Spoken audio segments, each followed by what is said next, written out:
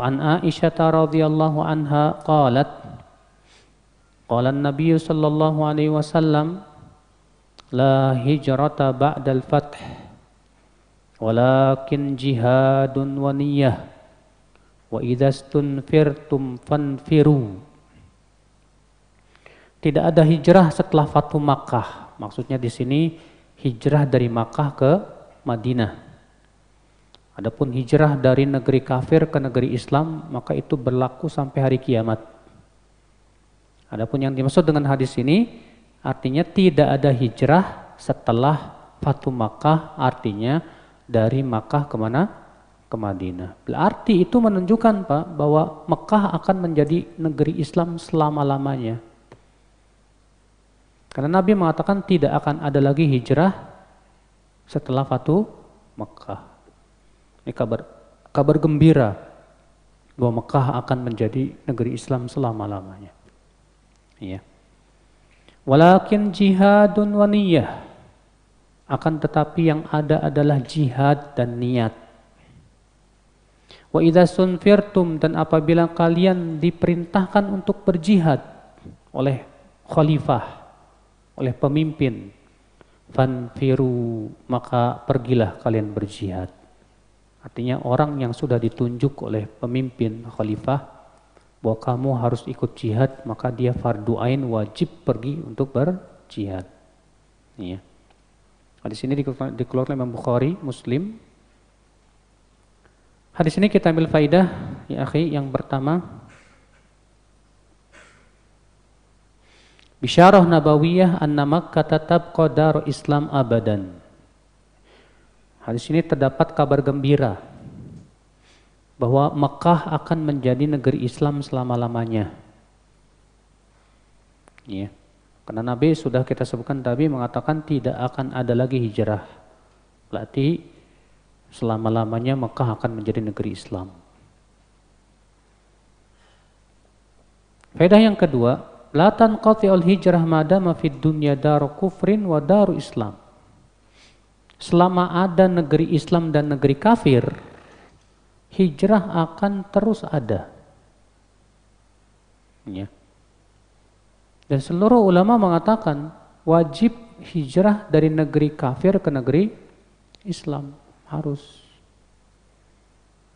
Boleh kita tinggal di negeri Islam, di negeri kafir, tapi dengan syarat. Syarat yang pertama, keberadaan kita di situ maslahatnya besar. Atau yang kedua, ada keperluan seperti bisnis, seperti berdakwah dan yang lainnya. Kemudian syaratnya apa? Dia tidak terfitnah oleh fitnah-fitnah yang ada di negeri kafir. Kemudian syaratnya juga kata Syekh Utsaimin, dia bebas beribadah kepada Allah, tidak dilarang sholat, tidak dilarang beribadah. Iya. Maka kalau syarat-syaratnya tidak terpenuhi, tidak boleh. Makanya kaum muslimin yang ada di Amerika misalnya ya, mereka tinggal di sana diberikan kebebasan beribadah. Mereka juga di sana bisa berdakwah kepada masyarakat Amerika di sana.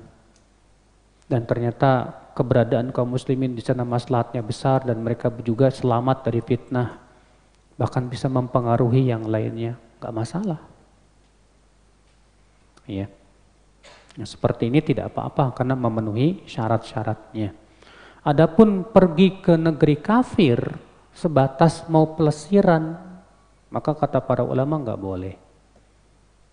Ya. Faedah selanjutnya ya akhi.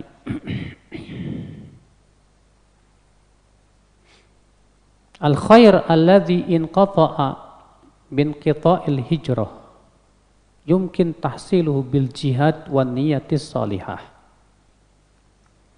Kebaikan yang sudah terputus dengan terputusnya hijrah bisa dihasilkan dengan amal lain, yaitu dengan jihad dan niat yang baik.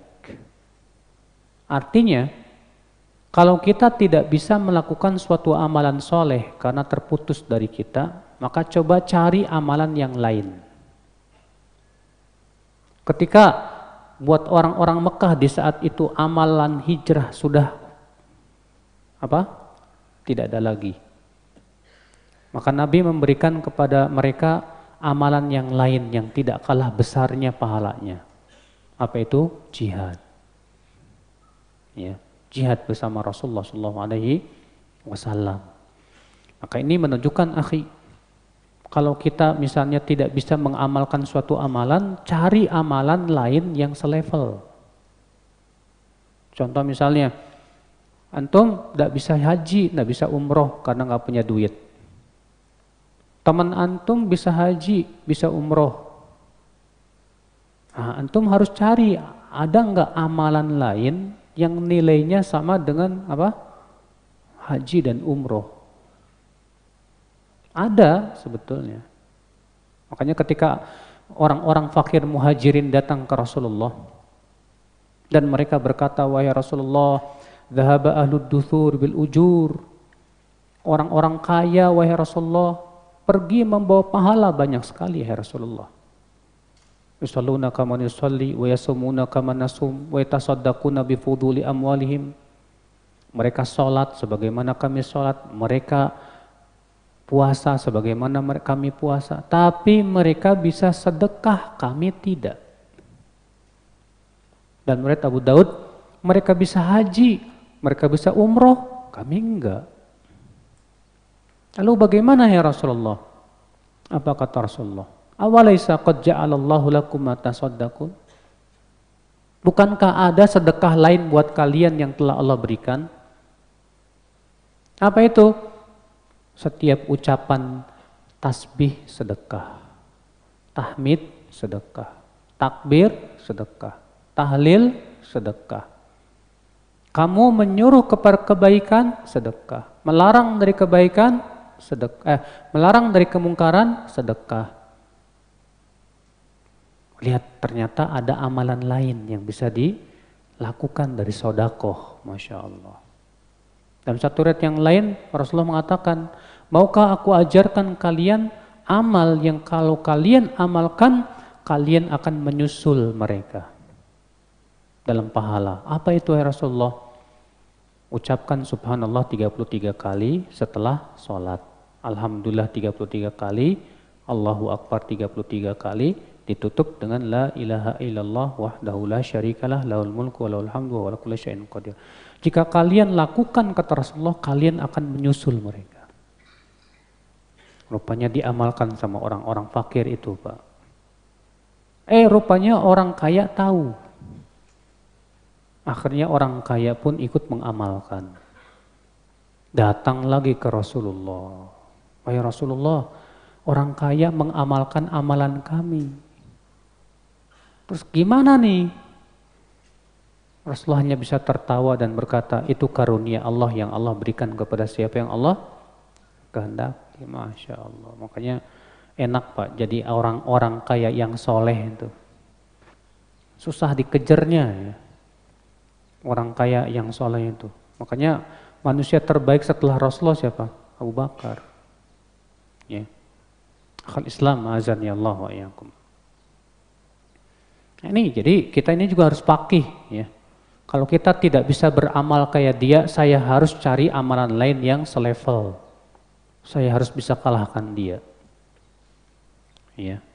Wah, si fulan haji, gimana ya? Apa amalan yang selevel dengan haji ya? Pergi ke masjid, majelis taklim. Kata Rasulullah, siapa yang pergi ke masjid, la yuridu illa an yata'allama khairan, tidak ada niat kecuali untuk mengajarkan ilmu atau mempelajari ilmu, roja'a ka ajril haj, maka ia pulang membawa pahala sebesar pahala haji.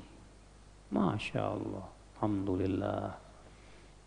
Ya, maka di sini Pak, kita harus faqih, kita harus berlomba dalam kebaikan. Ya. Faedah selanjutnya yang bisa kita petik. Wujubul khuruj fil ghazwi idza da'a ilaihil imam. Bila imam, itu pemimpin kaum muslimin, khalifah, meminta kita untuk pergi perang, wajib ikut. Wajib ikut. Makanya kata para ulama, jihad dengan perang itu hukumnya fardu kifayah. Menjadi fardu ain kalau ditunjuk oleh imam, pemimpin kaum muslimin untuk ikut perang. Tentunya tentang masalah jihad perang itu ada kaidah-kaidahnya, ada syarat-syaratnya. Ya nggak sembarangan main jihad nggak kayak zaman sekarang. Ya. Demo jihad, ini jihad, itu jihad, bom bunuh diri jihad, ngaco jadinya Pak. Akhirnya Islam jadi rusak. Yang akhirnya apa? Yang rusak juga nama jihad. Padahal jihad itu nama yang agung loh Pak. Jihad itu nama yang indah.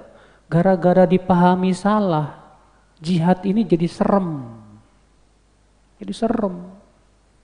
Padahal kalau kita pahami jihad dengan pemahaman yang benar, Masya Allah, jihad itu luar biasa. Ya, nama syariat yang luar biasa sekali. Faedah selanjutnya, yajibu qasdul jihad wa tahditsun nafs bih.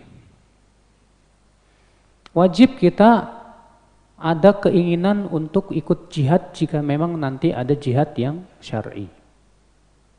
Wajib. Ya, harus ada keinginan di hati kita. Nanti kalau memang sudah ada jihad yang sifatnya syar'i dan sesuai syariat, saya ingin ikut serta. Ya. Faedah selanjutnya, al-hijratu qisman. Hijrah ada dua macam. Hijrah makaniyah, yang pertama hijrah tempat. Itu dari negeri kafir ke negeri Islam. Dan dikiaskan oleh para ulama, hijrah dari negeri kafir ke negeri Islam yaitu dari tempat yang kita tidak bisa beribadah kepada Allah menuju tempat yang kita bisa beribadah kepada Allah. Kalau antum misalnya tinggal di suatu tempat maksiatnya luar biasa. Ya. Depan tempat maksiat, belakang tempat maksiat, samping kanan kiri tempat apa? Maksiat, dan antum khawatir ini iman keluarga antum sendiri bisa rusak, maka antum wajib hijrah. Wajib pergi ke tempat yang di situ banyak orang-orang soleh. Ya. Karena ya akhi, manusia ini sangat terpengaruh oleh lingkungan. Kalau ia hidup di lingkungan yang buruk, maka ia akan tumbuh di atas keburukan, atau setidaknya dia terpengaruh hatinya. Maka dari itu kalau kita ternyata tinggal di suatu tempat yang banyak keburukannya, kholas tinggalkan. Cari di situ yang Masya Allah banyak penuntut ilmu, banyak majlis ta'lim, banyak orang-orang alim. Wallahi tempat yang seperti itu tempat yang paling baik untuk kita tinggal di sana, Pak. Ya. Nah, ini hijrah yang bersifat tempat. Ada yang kedua yaitu hijrah yang bersifat maknawi. Yang disebutkan dalam hadis Nabi SAW, al-muhajiru man hajara ma nahallahu an. Orang yang hijrah itu hakikatnya orang yang meninggalkan apa yang Allah larang. Nah itu hijrah. Ya, itu hakikat hijrah. Jadi hakikat hijrah kata Rasulullah apa? Orang yang meninggalkan apa yang Allah larang. Hijrah yang tadinya bekerja di tempat riba, pindah ke tempat yang halal, hijrah. Hijrah yang tadinya suka mabuk-mabukan, sekarang jadi alhamdulillah enggak, menaati Allah. Hijrah yang tadinya dia berbuat perbuatan maksiat, hijrah ke tempat kepada apa? Ketaatan. Ini harus ya, wajib. Ya percuma hijrah dari negeri kafir ke negeri Islam, di negeri Islam tetap aja berbuat maksiat. Ya, apa fungsinya hijrah kalau seperti itu? Ya. Hadis selanjutnya, hadis keempat. An Abi Abdillah Al-Ansari radhiyallahu anhu qala kunna ma'an Nabi sallallahu alaihi wasallam fi ghazatin. Faqala inna bil madinati la rijalan ma sirtum masiran wa la qata'tum wadiyan illa kanu ma'akum habasahumul marad wa fi riwayatin illa syarakukum fil ajr rawahu Muslim wa rawahu al-Bukhari an Anas radhiyallahu anhu qala raja'na min ghazwati Tabuk ma'an Nabi sallallahu alaihi wasallam faqala inna aqwaman khalfana bil Madinah ma salakna syi'ban wala wadiyan illa wahum ma'ana habasahumul udhru. Dari Abi Abdillah Al-Ansari, semoga Allah meridhoinya, ia berkata, kami pernah bersama Nabi SAW di sebuah peperangan. Lalu beliau bersabda, sesungguhnya di kota Madinah ada orang-orang, tidaklah kalian melewati jalan, tidak pula kalian melewati lembah, kecuali mereka bersama kalian dalam pahala. Mereka terhalang oleh sakit. Dalam satu riwayat yang lain, kecuali mereka bersekutu dengan kalian dalam pahala. Dikutip oleh Muslim. Dan Imam Bukhari juga meriwayatkan dari Anas, semoga Allah meridhoinya, ia berkata, kami pulang dari perang Tabuk bersama Nabi SAW. Lalu Nabi bersabda, sesungguhnya ada beberapa orang di belakang kita di kota Madinah, tidaklah kita melewati Syi'ab. Syi'ab itu jalan di antara dua bukit. Ya. Tidak pula melewati lembah, kecuali mereka bersama kita dalam pahala. Mereka terhalang oleh adanya udzur. Ya, dikeluarkan oleh Imam Muslim. Dan hadis Anas tadi dikeluarkan oleh Bukhari dalam sahihnya. Baik Bapak sekalian, dari hadis ini kita ambil faidah. Yang pertama, al-mujahiduna fi sabilillah afdal minal qa'idina bidarajat. Orang yang berjihad di jalan Allah lebih utama daripada orang yang tidak ikut berjihad dengan derajat yang tinggi. Ya.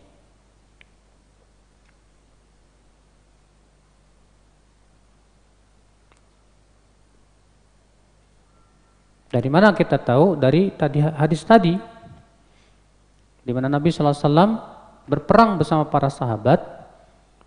Lalu Nabi mengatakan di kota Madinah ada orang yang bersekutu dengan kita dalam pahala. Tidak menunjukkan, kata para ulama, sama pahalanya. Karena Allah mengatakan di dalam surat At-Taubah, la yastawil qa'iduna minal mu'minina ghairu ulil dharar wal mujahiduna fi sabilillahi bi amwalihim wa anfusihim. Tidak sama antara orang yang berjihad di jalan Allah dengan orang yang tidak ikut berjihad. Tidak sama. Ya. Faedah selanjutnya yang bisa kita petik dari hadis ini, akhi, laisa ala ulil dharar kal a'ma wal marid wal a'raj haraj.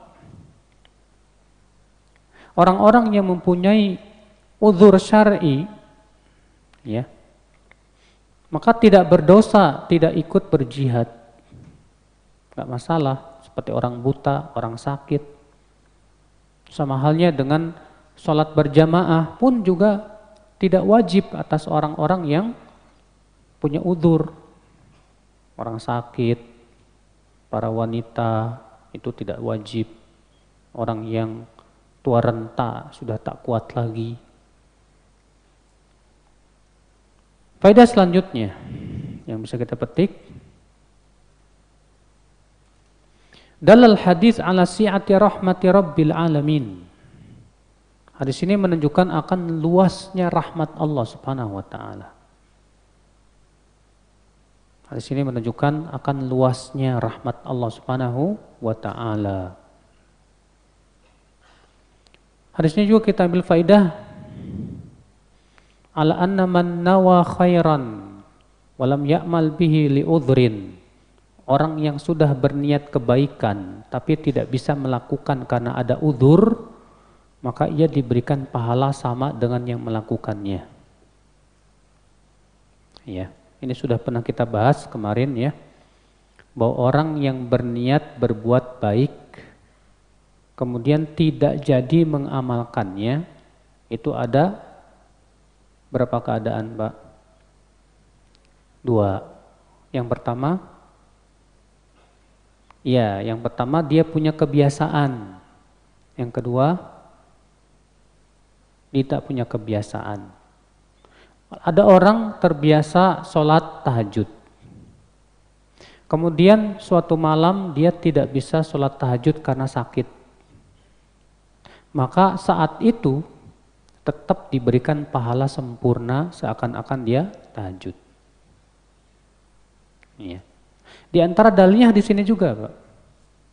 Karena Nabi mengatakan, tidaklah kalian melewati lembah, tidak pula melewati bukit, kecuali mereka bersekutu dengan kalian dalam apa?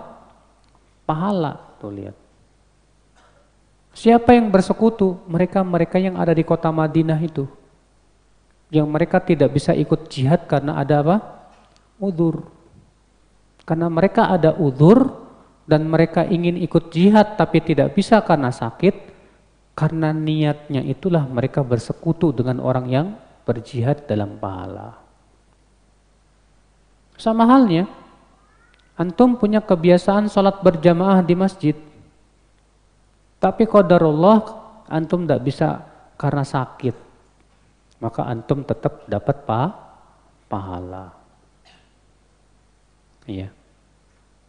Ketika antum punya kebiasaan puasa Senin Kemis, tapi qadarullah antum sakit, sehingga akhirnya antum tidak bisa puasa Senin Kemis, maka tetap diberikan pahala. Sempurna pahalanya, Pak. Alhamdulillah, ini luasnya rahmat Allah kepada kita, Pak. Iya. Kita lanjutkan hadis berikutnya. Wa an Abi Yazid Ma'an bin Yazid bin Al-Akhnas. Huwa wa abuhu wa jadduhu sahabiyun. Qal kana Abi Yazid akhraja dananira yatasaddaqu biha. Dari Abu Yazid Ma'an bin Yazid bin Al-Akhnas. Ia dan ayahnya dan kakeknya sahabat semuanya. Masya Allah ya. Kakeknya, bapaknya, anaknya semua sahabat. Luar biasa. Ia berkata, siapa yang berkata? Itu Ma'an bin Yazid. Apa kata Ma'an? Adalah ayahku yaitu Yazid, akhraja dananira yatasaddaqu biha. Dia mengeluarkan beberapa dinar yang disedekahkan. Fawadu'aha inda rajulin fil masjid. Maka ia titipkan kepada seseorang di masjid. Dia datang ke masjid, kemudian dia titip ke orang ini, tolong dibagi-bagikan. Ya. Faji itu lupanya anaknya Yazid yang bernama Ma'an juga miskin. Datanglah Ma'an ke masjid. Fa'akhadtuha, lalu mengambil sedekah yang dititipkan oleh bapaknya tadi. Fa'ataituhu biha, lalu aku pun membawa ya sedekah tersebut kepada ayahku. Rupanya Ma'an, bapaknya Ma'an itu Yazid tahu ternyata Ma'an yang mengambilnya. Apa kata bapaknya itu Yazid? Wallahi ma iyyaka aradtu, demi Allah bukan kamu yang saya inginkan. Artinya bapaknya mau sedekah buat fakir miskin. Ternyata diambil sama apa? Anaknya yang bernama Ma'an. Ketika bapaknya tahu yang ngambil anaknya, bapaknya ngambek, Pak. Apa kata bapaknya? Bukan kamu yang saya mau. Ya. Fa khasamtu ila Rasulullah SAW. Rupanya Ma'an enggak terima. Maka Pak Ma'an pun melaporkan kepada Rasulullah SAW perihal kemarahan ayahnya tersebut. Apa kata Rasulullah? Rasulullah bersabda kepada ayahnya, yaitu yang bernama Yazid. Laka ma nawaita ya Yazid. Hai Yazid, kamu sudah mendapatkan niat sedekahmu. Artinya kamu sudah dapat pahala. Alhamdulillah. Walaka ma akhadta ya Ma'an.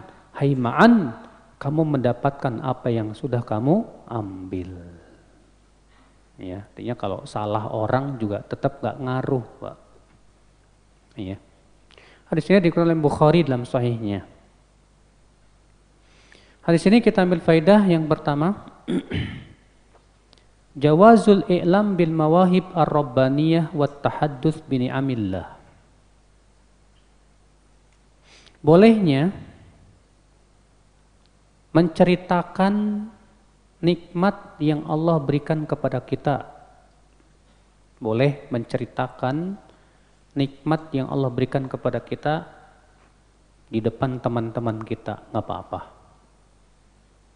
Kalau antum misalnya dikasih nikmat sama Allah, antum ceritakan alhamdulillah Allah kasih saya nikmat, ya begini dan begitu, boleh. Dengan niat apa? Dengan niat untuk mengamalkan perintah Allah. Wa amma bi ni'mati rabbika fahaddits. Adapun dengan nikmat Rabbmu maka ceritakanlah. Dan Rasulullah juga bersabda, innallaha yuhibbu an yara athara ni'matihi ala abdihi alaihi. Allah suka untuk melihat bekas nikmat itu ada pada hambanya. Makanya kalau antum punya teman menceritakan tentang kenikmatan yang Allah berikan kepada dia, sikap kita yang diceritakan apa Pak? Doakan. Masya Allah, alhamdulillah, barakallahu fiik, mudah-mudahan Allah berkahi kamu. Jangan malah panas.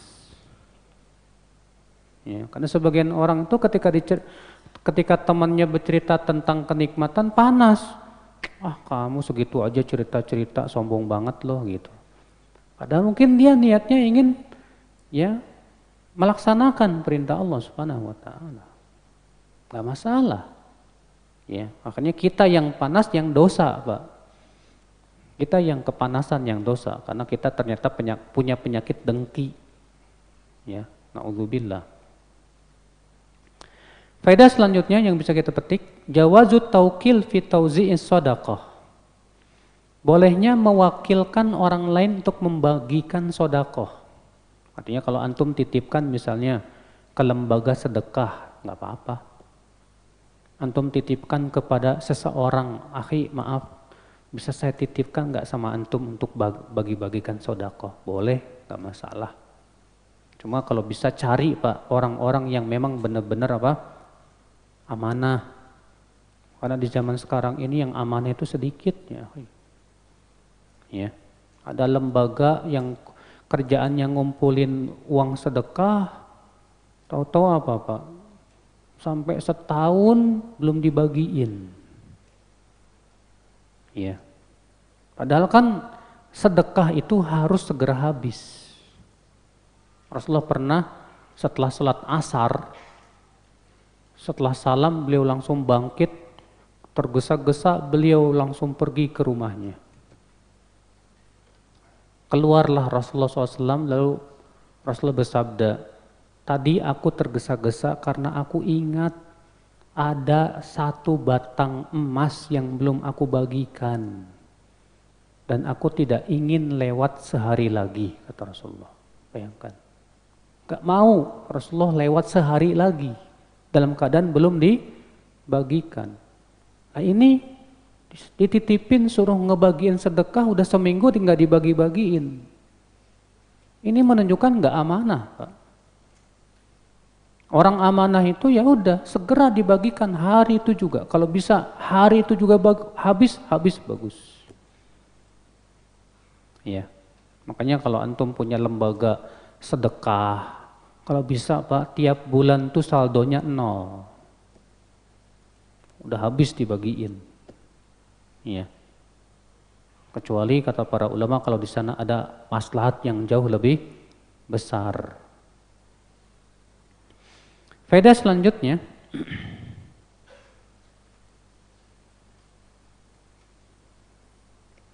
yajuzul amal bil mutlaqat ala itlaqiha. Apabila ada dalil yang bersifat mutlak, maka kita hendaknya amalkan sesuai dengan lafadznya yang mutlak. Ya. Jangan dikhususkan atau diikat dengan ikatan tertentu tanpa dalil. Dari mana? Karena orang ini dititipi. Yazid datang ke siapa? Ke orang. Nitip supaya dibagikan. Kan mutlak buat siapa saja, ya kan? Ketika datang anaknya Yazid yang bernamaan, dikasih juga. Kenapa? Karena Yazid tidak memberikan kekhususan. Ini tolong bagikan sedekah saya. Dah selesai. Ya udah, pokoknya bagikan ke semua fakir miskin. Ini menunjukkan, Pak, ucapan yang bersifat umum atau juga mutlak, kita amalkan sesuai dengan keumumannya dulu. Jangan kita khususkan tanpa ada dalil. Salah itu. Iya. Nah, kalau ternyata sudah dapat dalil yang mengkhususkan, baru kita khususkan. Banyak sekali contohnya, ya. Seperti misalnya Nabi Shallallahu Alaihi Wasallam bersabda, ziarah kuburlah kalian umum. Ternyata ada dalil yang mengkhususkan untuk wanita tidak boleh sering-sering ziarah kubur. Rasulullah bersabda, semoga Allah melaknat wanita yang sering ziarah kubur. Ya, demikian pula kalau bapak kamu bilang, kamu sini, nih tolong beliin pulpen. Nah, kata-kata pulpen ini kan umum, pulpen apa aja, mau mereknya Pilot kayak mau mereknya apa, pokoknya pulpen aja. Ya, kemudian antum beli, Pak ini pulpennya, pulpen apa aja, gak masalah. Yang salah itu pas pulang belinya pensil. Ya, ini salah, Pak. Nah, ini kayak orang Mu'tazilah. Jadi orang Mu'tazilah itu ketika memahami dalil belum apa-apa udah dibawa kepada kiasan. Oh, maksud Allah itu begini itu cuma kiasan aja itu. Haram. Bayangkan kalau ucapan antum dipahami oleh anak antum sebagai kiasan. Antum pasti nggak terima. Antum nyuruh, nak beliin pulpen ke sana, pergi. Pulang-pulang bawa pensil. Lo kok beli pensil? Yang saya pahami Pak, pulpen ini kiasan. Kiasan dari alat tulis. Jadi saya beli, ini orang bodoh Pak. Nah, orang Mu'tazilah tuh kayak gitu Pak. Mereka memahami ayat-ayat Allah yang sifat-sifat Allah itu belum apa-apa sudah apa? Ini kiasan. Maksudnya begini, istawa Allah itu bukan istiwa, tapi maksudnya menguasai, itu kiasan. Ini bahaya Pak. Kalau belum apa-apa sudah membawa kepada kiasan tanpa dalil, sama saja mengatakan bahwa Allah dan Rasulnya itu enggak fasih bahasanya. Fasih bahasanya. Sebab kalau sudah belum apa-apa dibawa kepada kiasan, ini bisa menjadi pintu orang zindik untuk merubah-rubah makna ayat dan hadis dengan alasan ini apa? Kiasan. Makanya dari pintu itulah orang sufi Pak merusak makna ayat-ayat Al-Quran dan hadis. Kalau orang sufi mereka mengatakan dengan istilah makna yang batin. Sholat itu secara zohir, yaitu sholat secara zohir apa? Ya udah yang kamu lakukan dengan takbiratul ihram sampai apa? Salam. Tapi sholat secara makna batin itu beda. Nah, bagaimana batinnya? Secara batin begini-begini. Nah itu mereka sebut dengan hakikat. Nah, kata mereka, kalau sudah sampai derajat hakikat, berarti memaknai sholatnya sudah beda dengan kita. Kenapa? Beda makom. Nah, ini bisa hancur syariat Islam, rusak. Akhirnya semua orang bebas, ya dengan alasan itu. Kalau enggak kiasan, bikin batin lah, ya dan yang lainnya. Na'udzubillah. Sallallahu alaihi wasallam. Itulah musibah ya akhi yang menimpa umat Islam di zaman sekarang ini.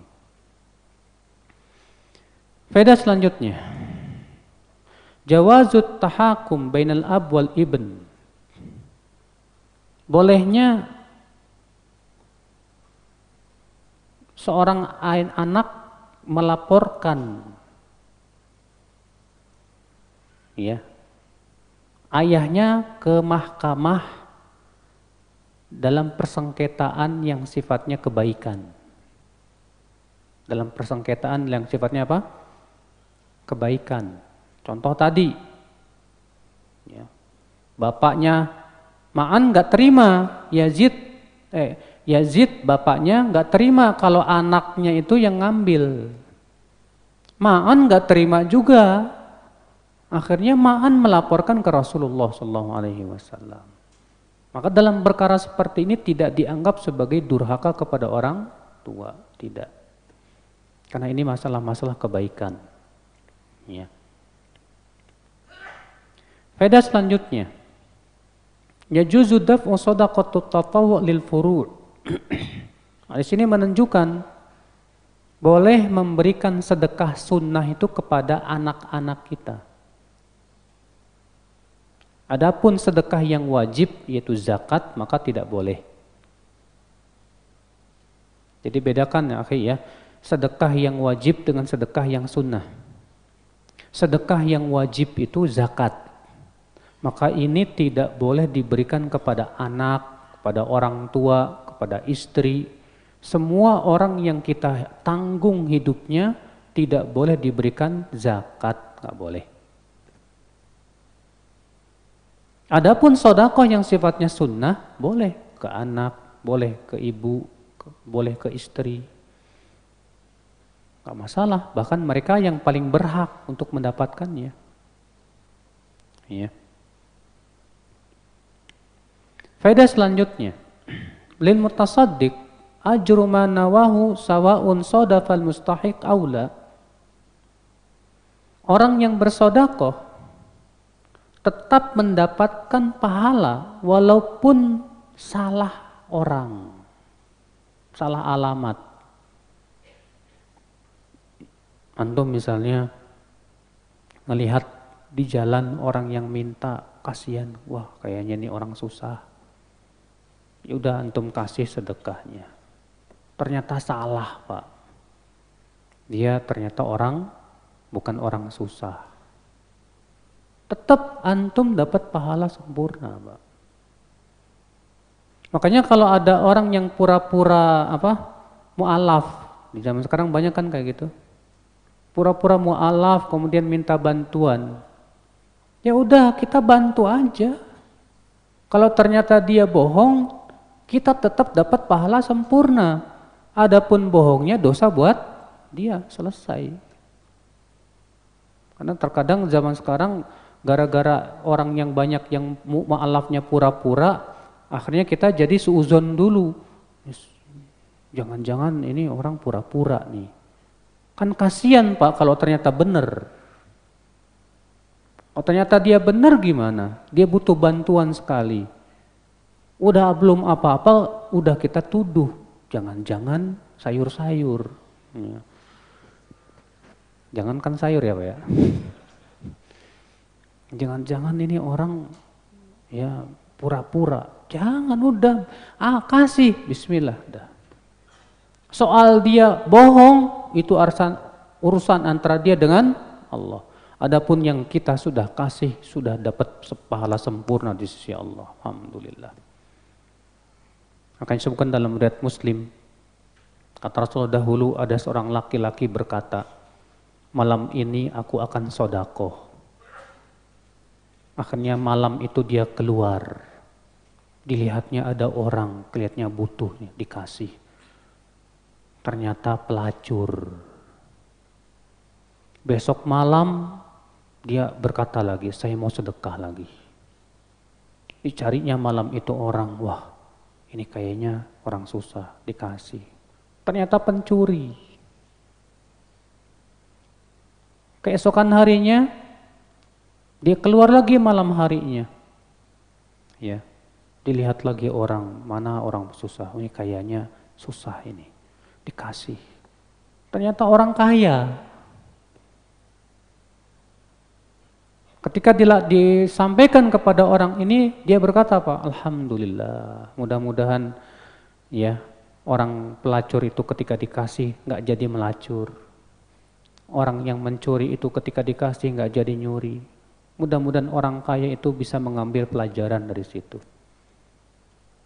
Diambil faidah oleh para ulama, ini menunjukkan bahwa kita ketika sedekah tetap dapat pahala sempurna walaupun salah orang. Ya, walaupun salah orang nggak masalah. Yang penting kita dugaan kuat kita bahwa dia memang orang yang susah. Nggak harus diyakini, Pak, nggak harus diperiksa sedetail-detailnya gitu, ditelusuri dari mana orangnya, gimana. Nggak perlu. Cukup kita dugaan kuat saja dia memang susah. Dah. Soal kemudian salah itu tidak berpengaruh sama pahala kita, alhamdulillah, insyaallah. Ya. Nah itu. Faedah selanjutnya, la yahiqqu lil ab ar-ruju' fi shadaqah ala waladihi bi khilafil hibah. Seorang ayah tidak berhak mengambil kembali sedekah yang diberikan kepada anaknya. Beda dengan hibah. Kalau hibah boleh. Kalau hibah, misalnya antum bilang ke anak, "Nak, nih saya hibahkan motor ini buat kamu." Ternyata anak antum ugal-ugalan. Jadi malas belajar gara-gara motor-motoran. Terus antum bilang, "Udah saya ambil lagi hibah saya." Boleh? Boleh. Tapi kalau sedekah tidak boleh. Kalau antum berniat, saya mau sedekah buat anak saya nih, kasihan anak saya ini. Udah nyari kerjaan sana sini kok susah banget, hidupnya susah. Ya udah kasih sedekah sama antum. Boleh, maka tidak boleh diambil lagi. Ya. Nah ini dibedakan antara hibah dengan apa? Sedekah. Paham, Pak? Baik. Satu hadis lagi. Wa an Abi Ishaq Sa'ad bin Abi Waqqas Malik bin Uhaib bin Abdi Manaf bin Zuhrah bin Kilab bin Murrah bin Ka'ab bin Lu'ay al-Qurashi az-Zuhri. Ahadil asyrah al-mashhud lahum bil jannah radhiyallahu anhum qal Ja'ani Rasulullah SAW ya'uduni ama hajjatil wada' min waja'in ishtadda bi. Faqultu ya Rasulullah inni qad balagha bi minal waja' ma tara wa ana dhu malin wala yarithuni illa ibnatun li apa atasaddaqu bi thulutsai mali qala la qultu fashatru ya Rasulullah qala la qultu fathuluts ya Rasulullah qala ats-thuluts wath-thuluts katsir au kabir innaka lan antadhara warathataka aghniya khairun min antadharhum alatan yatakaffafuna an-nas wa innaka lan tunfiqa nafaqatan tabtaghi biha wajhallah illa ujirta 'alaiha hatta ma taj'alu fi imra'atik. Rasulullah sallallahu alaihi wasallam Sa'ad bin Abi Waqqas berkata, Rasulullah sallallahu alaihi wasallam datang kepadaku menjengukku karena saat itu Sa'ad bin Abi Waqqas sedang sakit keras. Saat itu di Haji Wada. Karena sakit keras yang menimpaku. Lalu kata Sa'ad, aku berkata kepada Rasulullah, "Wahai Rasulullah, sesungguhnya sakitku ini amat keras sebagaimana engkau lihat. Sementara aku pemilik harta dan tidak ada yang mewarisi hartaku kecuali anak wanitaku saja." Artinya ahli warisnya cuma satu, yaitu anak. Bolehkah saya bersedekah dengan 2/3 harta, artinya berwasiat? Kata Rasulullah, tidak boleh. Boleh tidak setengah harta? Kata Rasulullah, tidak boleh. Boleh tidak 1/3 harta? Kata Rasulullah, boleh 1/3 dan itu juga banyak. Sesungguhnya engkau, hai Sa'ad, meninggalkan ahli warismu dalam keadaan kaya itu lebih baik daripada kamu tinggalkan mereka dalam keadaan miskin, minta-minta kepada manusia. Wa innaka lan tunfiqa nafaqatan, dan tidaklah engkau menginfakkan suatu infak yang engkau harapkan padanya wajah Allah, kecuali engkau akan diberikan pahala sampai-sampai yang kamu suapkan ke mulut istrimu. Masya Allah. Antum nyuapin istri aja pahala, Pak. Siapa di antara antum yang suka nyuapin istrinya? Luar biasa. Qala faqultu ya Rasulullah, ukhallaf ba'da ashabi. Lalu Sa'ad berkata, wahai Rasulullah, apakah aku akan ditinggalkan setelah sahabat-sahabatku? Kata Rasulullah, innaka lan tukhallaf, engkau tidak akan ditinggalkan. Fata'malu amalan tabtaghi bihi wajhallah illa izdatta bihi darajah wa rif'ah. Lalu engkau mengamalkan suatu amalan yang engkau mengharapkan wajah Allah padanya, kecuali engkau akan bertambah derajat dan ketinggian di sisi Allah. Wala'allaka an tukhallaf, dan barangkali kamu akan ditinggalkan. Hatta yantafi'a bika aqwamun wa yadurra bika akharun, sehingga ada suatu kaum yang mengambil manfaat dari kamu, tapi ada juga kaum lain yang termudarati oleh kamu. Kemudian Rasulullah berdoa, Allahumma amdi li ashabi hijratahum. Ya Allah, terimalah ya hijrah para sahabatku. Wala taruddahum ala aqabihim, dan jangan engkau kembalikan mereka ke belakang. Walakinil ba'is Sa'ad bin Khawlah, namun yang menyayangkan itu Sa'ad bin Khawlah, karena ia meninggal di kota Mekah. Dikeluarkan oleh Bukhari dan Muslim. Dari hadis ini, akhi, kita ambil faidah. Yang pertama, tushra'u ziyaratul marid. Disyariatkan menjenguk orang sakit. Dan menjenguk orang sakit itu, Pak, pahalanya gede banget, Pak. Rasulullah mengatakan orang yang menjenguk orang sakit di pagi hari, salat alaihi sab'una alf malak. Didoakan 70.000 malaikat sampai sore hari. Apabila ia menjenguknya di sore hari, didoakan 70.000 malaikat sampai pagi hari. Bayangkan, subhanallah, luar biasa. Dan ketika ia pergi menuju orang yang sakit itu, ia berada di khurfah min khurafil jannah, di taman-taman buah surga. Masya Allah. Kalau antum pengen tahu taman buah dunia, di sana Cilengsi. Tapi kalau taman buah surga adanya pergi ke menjenguk orang sakit tuh, Masya Allah. Makanya Pak, kalau kita ngedengar teman kita sakit, semangat. Kenapa? Ini didoakan 70.000 malaikat masalahnya. Bahkan subhanallah di zaman sahabat dahulu, Pak, sampai-sampai sakit yang ringan saja dijenguk. Antum dengar, kamu kenapa? Pilek, ya udah jenguk. Kamu kenapa? Sariawan, jenguk. Sampai begitu di zaman sahabat. Enggak masalah, ya. Karena ini besar keutamaannya. Didoakan 70.000 malaikat. Masya Allah, subhanallah. Siapa yang tidak ingin didoain, Mbak? Oleh 70.000 malaikat. Makanya nanti di padang mahsyar ketika dihisab, kita akan ditanya oleh Allah. Ya abdi inni marid, hai hambaku, aku sakit. Apa kata si hamba? Ya Allah, engkau kan Rabb, bagaimana sakit? Kata Allah, apa kamu tidak tahu saudaramu sakit, kenapa engkau tidak jenguk dia? Kalau kamu jenguk dia, engkau akan dapatkan aku di sisinya. Tuh lihat, sampai ditanya sama Allah, kenapa kamu gak jenguk padahal kamu tahu? Iya.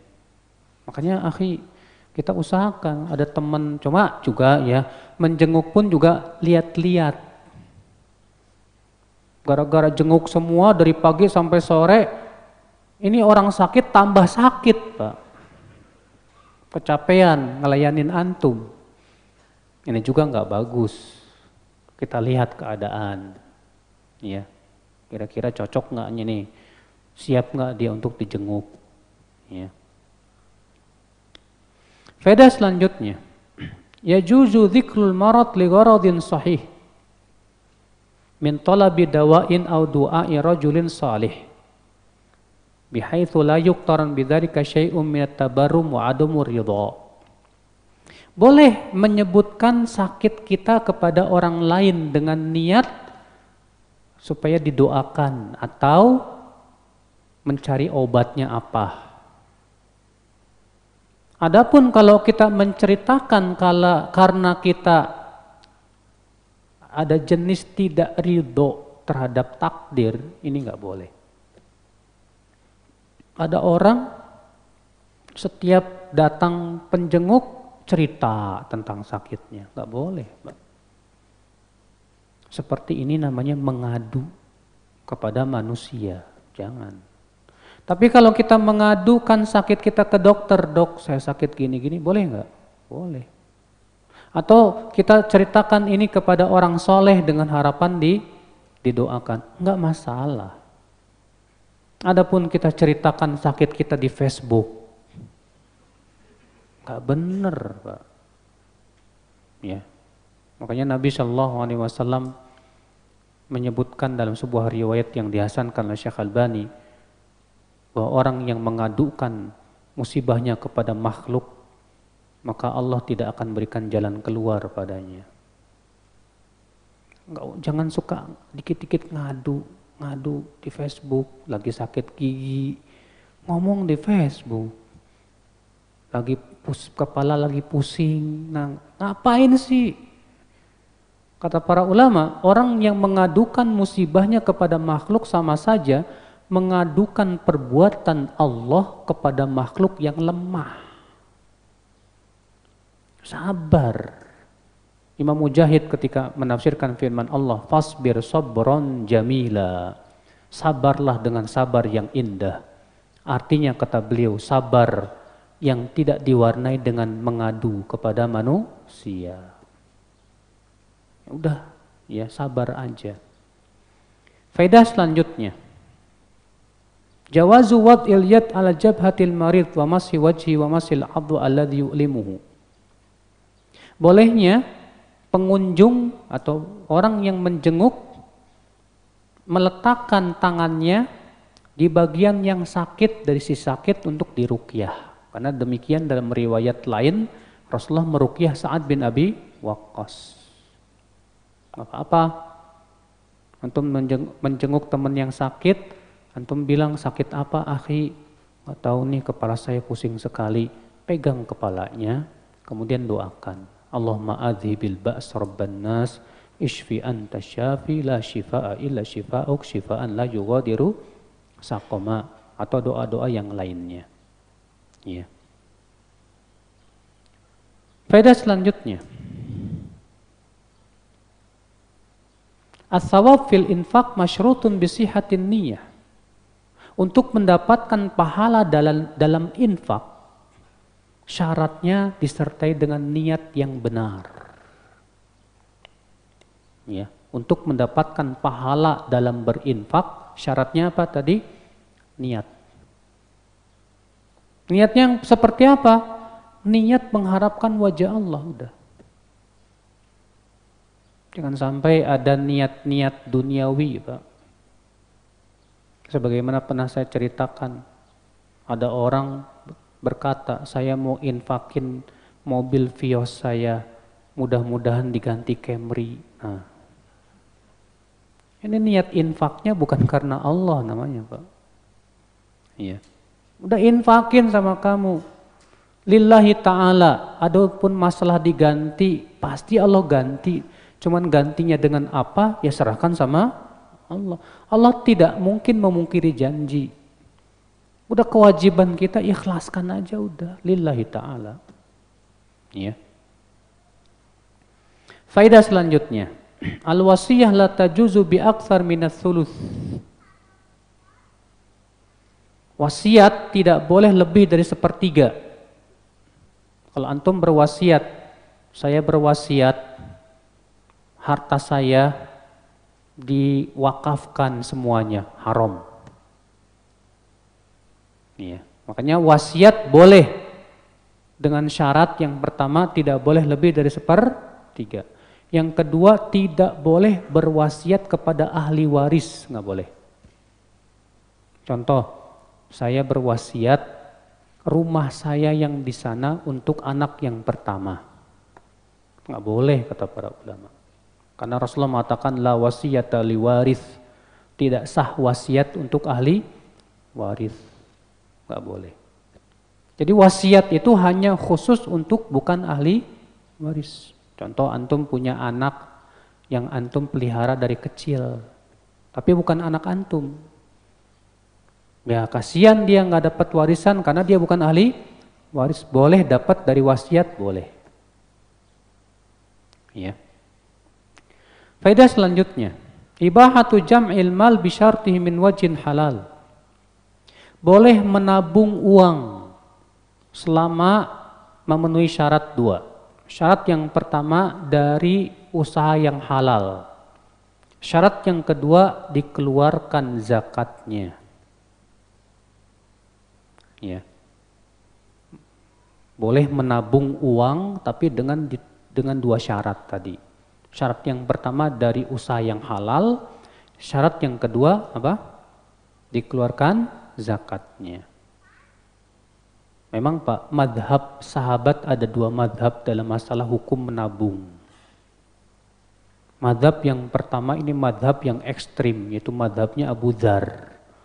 Bahwa menabung itu haram. Pokoknya duit kamu harus habis hari ini juga. Besok cari lagi, tawakal sama Allah.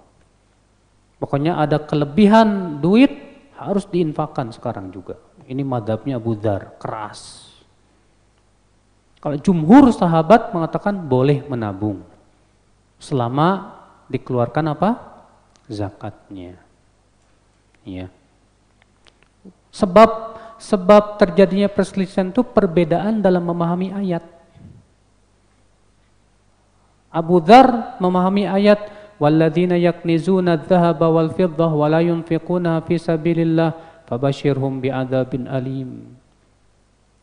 Dan orang-orang yang menumpuk-numpuk emas dan perak dan tidak menginfakannya di jalan Allah, berikan kabar gembira dengan azab yang pedih. Kata Abu Dzar, ini menunjukkan menumpuk-numpuk harta haram, harus diinfakin semuanya. Tuh. Sementara jumhur sahabat memahami beda. Maksud ayat ini yang dilarang itu kalau tidak diinfakkan, maksudnya tidak dikeluarkan padanya zakat. Adapun kalau dikeluarkan padanya zakatnya tidak dianggap sebagai menumpuk-numpuk yang haram. Dan ini pendapat jumhur, itu yang rajih, yang sahih insyaallah. Iya. Faedah selanjutnya, al-infaq 'alal iyal fihi ajrun 'azim. Berinfak kepada keluarga itu pahalanya lebih besar, Pak, dibandingkan dengan berinfak kepada selain keluarga. Ya. Berinfak kepada karib kerabat juga pahalanya 2 kali lipat. Makanya jangan sampai ya, kita sama teman loyal, sama kakak, sama adik pelit. Wah ini kebalik ini Pak. Justru sama kakak, sama adik, sama keluarga kita harus lebih dermawan ya, daripada kepada teman kita, karena pahalanya jauh lebih besar Pak. Ya. Faedah selanjutnya,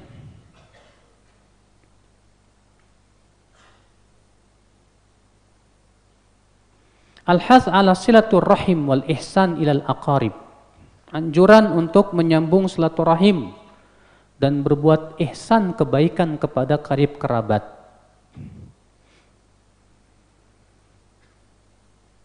Karena silaturahim itu besar pahalanya, bahkan orang yang memutuskan silaturahim itu Pak diancam oleh Rasulullah tidak masuk surga. La yadkhulul jannah qati'. Tidak akan masuk surga orang yang memutuskan apa? Silaturahim. Sebagai nanti akan dibahas pada babnya. Faedah selanjutnya. Man'u naqlil mayyit min baladin ila akhar. Hadis ini menunjukkan larangan memindahkan mayat dari satu tempat ke tempat lainnya. Larangan ya. Memindahkan mayat dari satu tempat ke tempat yang lainnya. Kenapa? Karena dalam hadis ini disebutkan ya bahwa siapa yang meninggal di kota Mekah tadi disebutkan dalam hadis Sa'ad bin Khawlah. Tapi Rasulullah tidak memindahkannya ke Madinah, tidak. Ketika setelah selesai perang Uhud, dibawalah mayat-mayat perang Uhud itu ke kota Madinah, maka Rasulullah menyeru, hendaklah yang membawa mayat kembalikan lagi ke tempatnya lagi. Sehingga atas dasar itu kata Syekh Albani tidak boleh memindahkan mayat dari satu tempat ke tempat yang lain. Dan itu menurut jumhur hukumnya makruh. Makanya yang sunnah itu kalau antum meninggalnya di Semarang, dikuburannya di sana. Kalau antum meninggalnya di Solo, ya dikuburkannya di sana. Ya. Maka kalau misalnya antum meninggalnya di Solo, kemudian antum bilang nanti saya kuburin di kampung halaman ya, maka ini makruh Pak, nggak boleh. Iya.